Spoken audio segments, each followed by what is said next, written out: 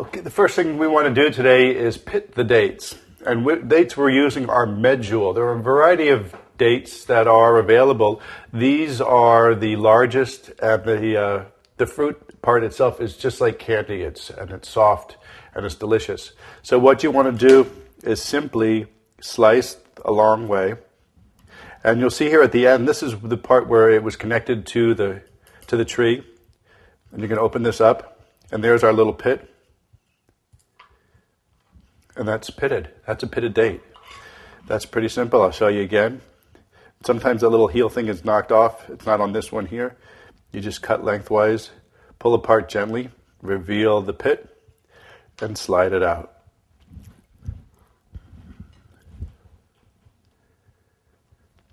Again, slice, pull, reveal, remove.